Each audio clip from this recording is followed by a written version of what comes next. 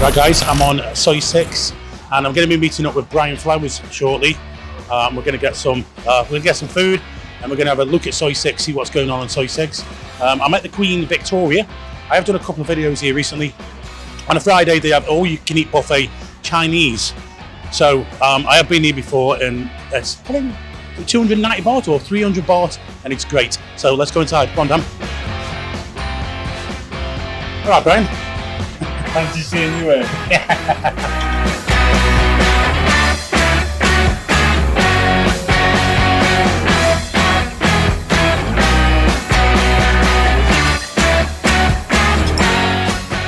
going to start with the soup and I'll come back get some more in a minute.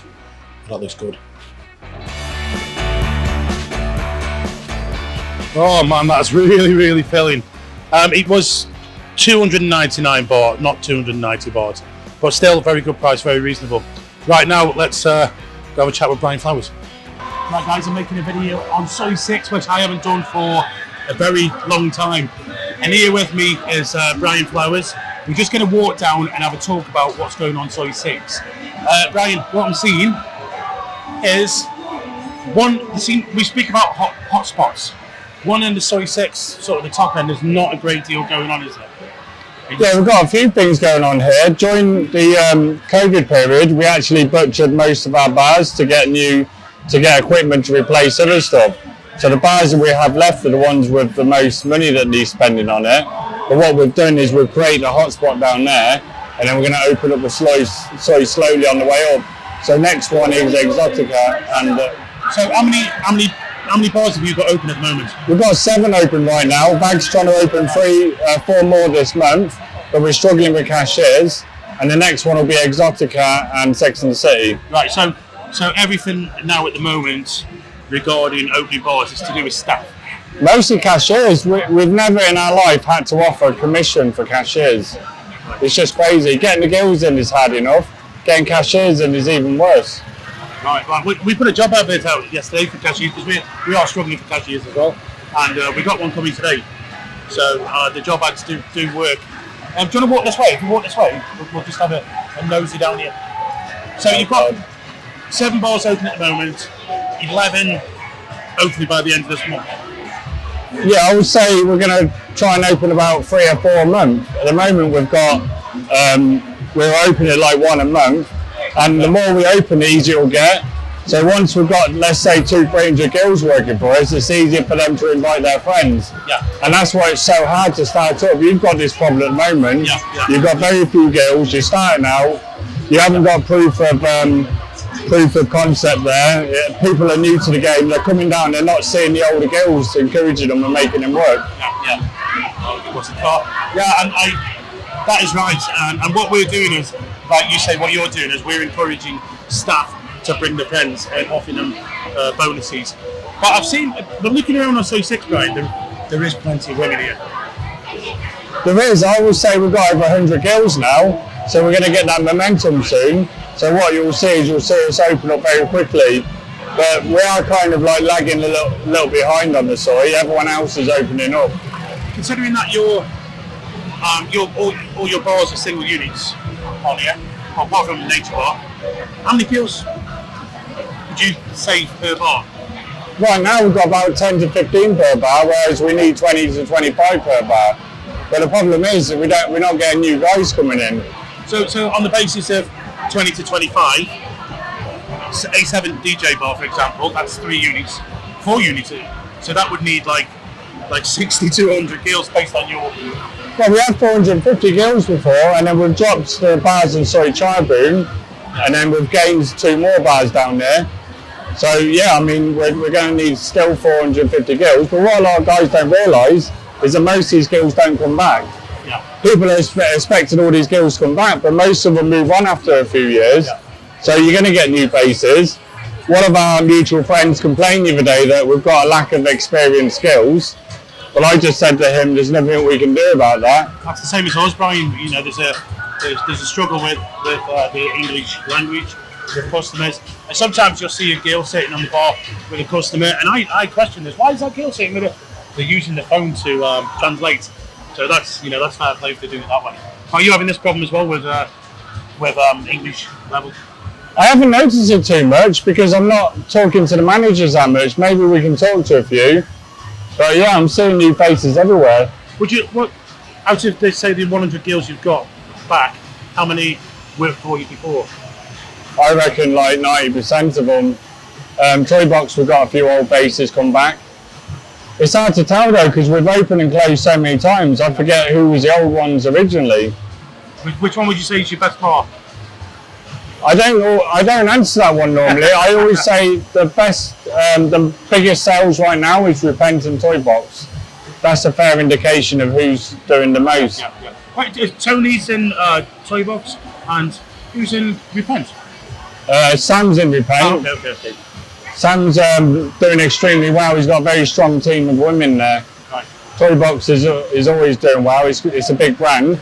And what a lot of guys don't realise is that during COVID, a lot of people were forced to come to Soy 6 because a lot of places were closed. Yeah. So I've actually got more customers than ever, hopefully, come in. And Sorry. Yeah, I was just going to say I'm doing Monday meetings every Monday 6 p.m. and that's bringing you guys down here too. Yeah. So what would you say the percentage of, now I'm on about your bars, that is open on Soy 6? Oh, I don't know. I would say like I tell you what, I would say 50% now. I would say it's looking actually more than 50%. When I came down here about 3 weeks ago, there was a hot spot right in the middle where we are now. But it is almost to the bottom of the soil now. And it's we're using Nature Bar as a bit of a base at the moment, and Pussy Club. Horny Bar needs to open. We're getting all these landlords calling us now. We've got another meeting with a landlord tomorrow and Sunday. He wants to raise our rent and key money, and he wants full amount plus a 10% raise. We're getting other landlords coming out asking for money. It's just a nightmare, it really is, but it's kind of like pushing us to open. We have to open to survive now. Yeah. We've got a lot of rents coming in. Well, that's it. Now things can open. They're expected full payments. That's one of the problems, and there isn't exactly. I'm noticing a lot more people coming in too, but it's not back to any better numbers. And by the way, they've just dropped the PC. Well, sorry, from the 1st of May. It's not confirmed yet, but they're looking at dropping the PCR test on arrival. So that's easier. You're just going to have to do an ATK test, but that's easier. That's the thing with YouTubers though, they're on the front line, they see all these new guys come in, whereas other businesses, they're not seeing these new faces. But it's always a good indication. They should be looking out, you know. I mean, I'm always looking at Pattaya news and whatever news counts I wrote. But, and you know, everybody should be looking out for us to see what's coming. Now, can I mention about your wife? Yeah. Okay, now, I think we're just outside here, a brand new bar that isn't open yet. It's not Brian's, it's his wife's. So your wife's got into the game. Yeah, so we had a few issues about this. During COVID, I managed to acquire this one thinking that we're going to open soon. And then my finance guy was just like, you know, we can't afford it. We've got all these parts to open. We should sell the lease. And I'm like, okay, well, my missus can take it and then I can feed my family. And I borrowed the money to renovate it. And the reason why I say it's hers is because it's completely separate. But since then, we've had a few conversations, and me and Nightwish Group are doing like a mixed thing with it. We're making it fair for everyone. But that'll probably be handed over to Nightwish Group again later. Right, okay. Can we have a quick look inside? Yeah. When's this going to be opening, Brian? The landlord has gone to London without telling us, so we can't get the Shanop for the licence. Oh. And then we had a few other issues, like we can't get a cashier. We've got one that possibly training. Plus, all of the girls that my wife's been getting, we've been sending it to Nightwish Group. So Nightwish Group is the most important thing here. This is a little side project. It's looking very nice to you. So you have no idea when you're going to open, because I thought you said it's going to be open next week. Yeah, it was going to be open, and then I messaged the landlord, and he said that he's not here. He can't give me the Shanop, and none of his family can. He's in London. I was going to ask you about Hacienda while you're here. Okay, ask away. You said you're going to sell it. Have you had any bites? There's been quite a few bites for it actually. Have you had any offers yet? No. Well, I have actually. Yes. I had an offer 2 days ago, but it's not what I'm looking for. I don't need to sell it at the moment, so I'm in no rush, but if the right offer comes, I will sell it. Are you going to sell the whole brand, the whole building? I don't want to, but I would do. To me, it's just the building. But if somebody wants to buy the brand, I can negotiate that. Does it include staff and training and everything else? It could include that, yeah. But obviously that would have to be extra. I did actually speak to somebody the other day, Brian, about creating like a business that could set up bars for people, from start to finish, from renovations to dealing with licensing to dealing with police issues, that kind of thing. So we're like just a turnkey business, where you set it up for somebody. Yeah, that's something I've been looking at for a long time. We could work together on that.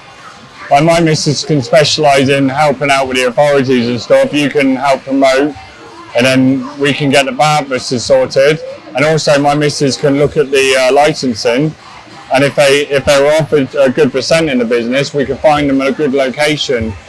And that's the trick, though, is finding a good location for someone. Yeah. Most people come to you after they've messed up already. That's true. That's very true. How much are you selling the Hacienda for? Have you got? I'll be honest with you. As it is just the bar alone, I would need about 1 million for it. And I've actually even 1.2, 1 million. I mean, I don't want any lower than that. But it's quite an established bar. It's well global. But if it's selling the brand as well, or hiring the rent of the brand, then it would have to be more. And I haven't thought about that, to be honest. Yeah, there's a lot of videos out there promoting the place, so it should bring a lot of people in.